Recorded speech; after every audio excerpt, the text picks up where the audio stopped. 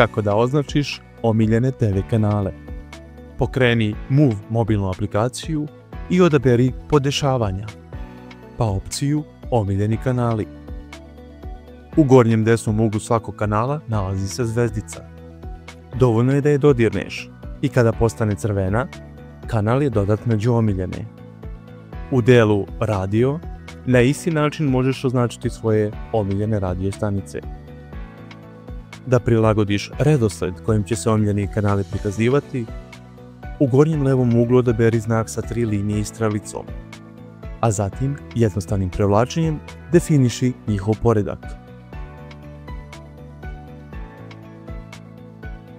Ova funkcija važi i za omiljene radio stanice. Svoje omiljene kanale možeš pronaći u tabu Moj TV, gdje su prikazani u okviru prve trake, poređeni prema redosledu koji si ranije postavio. U tabu TV uživo prikazuju se odabirom filtera Omiljeni, također po prethodno određenom rasporedu. U tabu Radio, omiljene radio kanale možeš pronaći lako aktiviranjem istog filtera. Na Smart TV uređajima postupak je sličan. Iz glavnog menija odaberi Podešavanja, pa Kanali, zatim opciju Omiljeni TV kanali.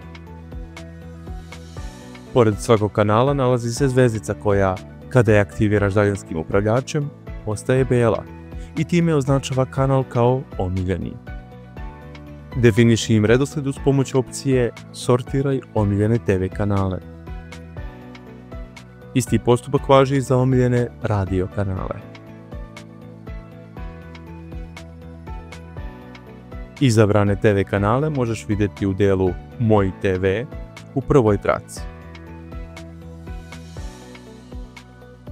ili u delu TV uživo uz pomoć filtera Omiljeni. Izabrane radio stanice pronađi u delu Radio putem istog filtera.